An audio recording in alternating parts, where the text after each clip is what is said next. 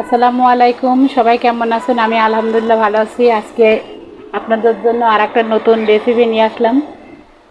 হাতে সময় না থাকলে ঝটপট যে রান্নাটা করে খাওয়া যায় সেটাই তো মানে আশ্চর্য রান্না। তো আমি আজকে যে রান্নাটা নিয়ে এসেছি সেটা হচ্ছে 10 থেকে 15 মিনিট লাগবে রান্নাটা। একটা ঝটপট রান্না নিয়ে এসেছি, সেটা হচ্ছে ডিম আর আলুর ঝুরি ভাজি। এটা যেমন টেস্টিকর একটা খাবার, মজাদার, বাচ্চারা বড়রা ছোটো থেকে বড় সবাই পছন্দ করে।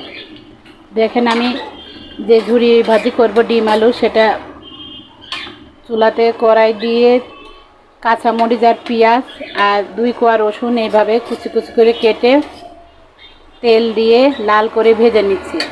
এর জন্য বেশি ডিম লাগবে না, 2টা ডিম এভাবে ভেঙে নেবেন, নিয়ে সামান্য একটু হলুদ দিয়ে ফেটিয়ে নিতে হবে। আর এখানে ছোট ছোট 3টা আলু নিয়েছি।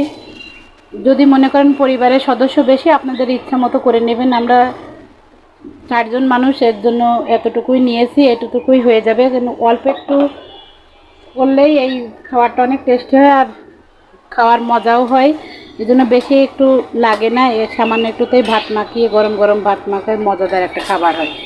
তো সেই খাবারটাই আমি আপনাদের সাথে শেয়ার করছি। এভাবে রান্না করে খাবেন, দেখবেন চটজলদি রান্না, তাড়াহুড়া ঘরে কিছু নেই, সামান্য আলু আর ডিম দিয়েই বেশ একটা সুন্দর মজাদার খাবার। তো প্রথমে এটাতে কিছুই লাগবে না, হলুদ আর লবণ, কাঁচামরিচ, পেঁয়াজ, রসুন। রসুন অপশনাল, আপনারা ইচ্ছা করে দিতেও পারেন, না পারেন, কিন্তু রসুনটা খাওয়া হার্টের জন্য খুবই ভালো। এর জন্য রসুনটা দিলে ভালো হয় আর সুন্দর একটা ফ্লেভার আসে। তো এখানে রসুন কাঁচামরিচটাই লাল হওয়ার কাছে, সেখানে সামান্য হলুদ দিয়ে ডিমটা ভালো করে এভাবে ফেটিয়ে নিই।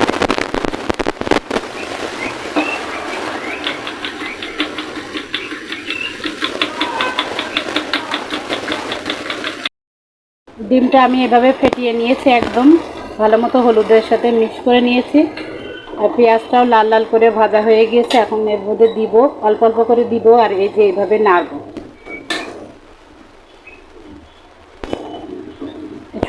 এইভাবে এইভাবে একটু একটু করে একবারে দেওয়া যাবে না, তাইলে ডিমটা ঘেটে যাবে, শক্ত হবে না। তো চুলার জালটা বাড়িয়ে দিয়ে এইভাবে একটু একটু করে দিব। ডিমটা এই যে শক্ত হবে তখন নাড়া দিব। আবার সেম এভাবে একটুখানি সরিয়ে দিয়ে মাঝখানে আবার দিব। এটা দেওয়ার কারণ হচ্ছে, এভাবে দেওয়ার কারণ হচ্ছে আপনার ডিমটা শক্ত হবে আর ঝুরি ভাজাটা সুন্দর হবে। ডিমের শক্ত হওয়ার পরে এভাবে সরাই সরাই দিয়ে জিনিসটা ভেঙে দিতে হবে। একটু সময় অনুযায়ী আস্তে আস্তে করে ভাজবেন। যেভাবে আমরা ডিম পোস্ট করি ওইভাবেই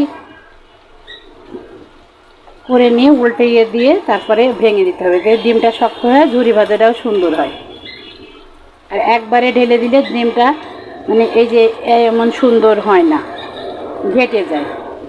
সেম এইভাবে আবার সরিয়ে দিয়ে আবার বাদ বাকিটুকু দিয়ে দিন।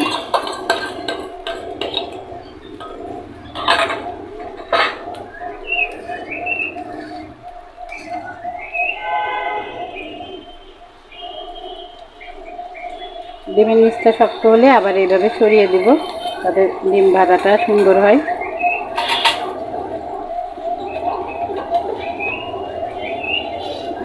দেখেন ডিমটা এইভাবে শক্ত হয়ে গিয়েছে। এখন পুরা ডিমটা আমি ভালো করে ভেঙে নিব।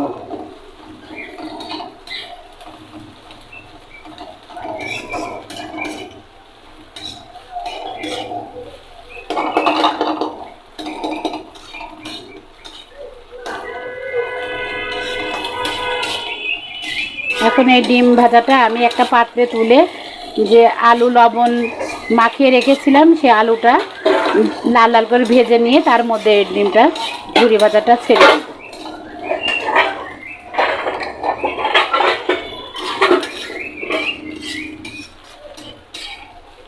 ঝুরি ভাজাটা এখন আমি আর একটা পাত্রে ঢেলে নিচ্ছি।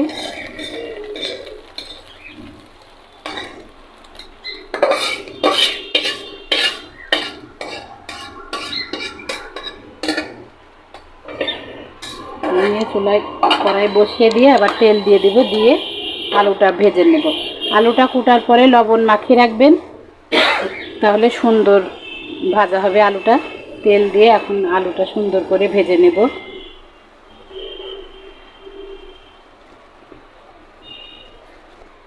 আলুটা ভাজার সময় সামান্য একটু জিরে দিয়ে দিবেন। জিরেটা দিলে সুন্দর ফ্লেভার আসে। এভাবে অল্প, বেশি না, সামান্য একটু জিরে দিয়ে দেবেন।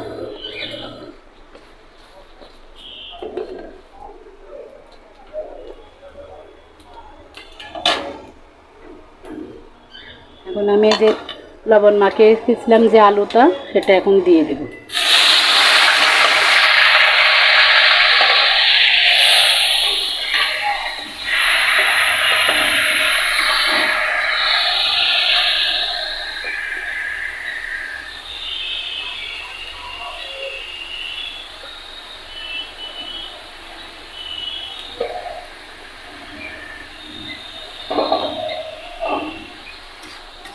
লবণ তো মাখানো আছেই, লবণ দেওয়া লাগবে না, সামান্য একটু হলুদের গুঁড়া দিয়ে দিব।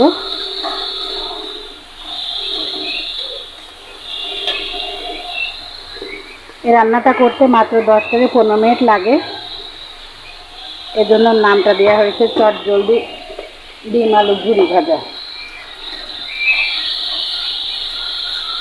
অল্প সময়ে অনেক সুন্দর একটা রান্না। 1 প্লেট ভাত, পরোটা, রুটি নিমিশেই খাওয়া যায়।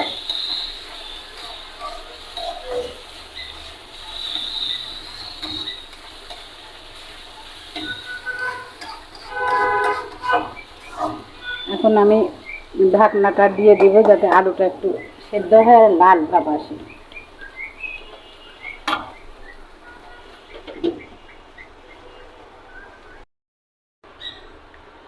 2 মিনিট পর ঢাকনাটা খুলে দেখি কি অবস্থা আলুটার। এই তো আলু লাল হয়ে এসেছে প্রায়, আর নরমও হয়ে গিয়েছে। লবণ মাখানো আলু অবশ্য বেশি দেরি লাগে না ভাজতে। তো আমি আর একটু লাল করে নিব, এই জন্য আর একবার ঢাকনা দিয়ে দিব।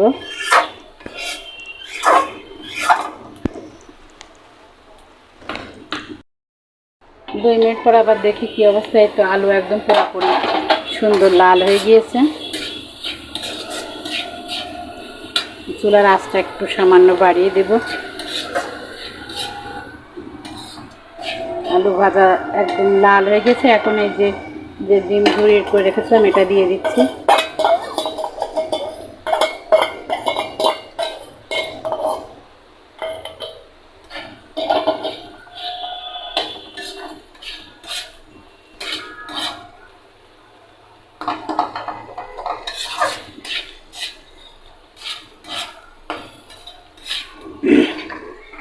সামান্য একটু নাড়াচাড়া করে নিয়ে নামিয়ে ফেলবো।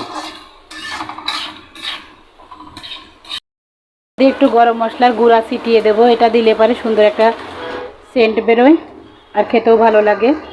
এখন একটু নেড়ে চেড়ে চুলা বন্ধ করে দেব। আমি যেভাবে রান্না করলাম এভাবে রান্না করে খেয়ে দেখবেন, সত্যি অসাধারণ একটা খাবার।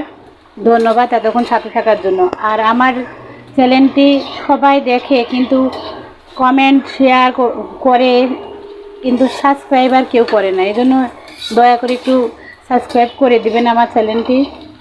নতুন নতুন রান্না পেতে আমার সাথে থাকবেন।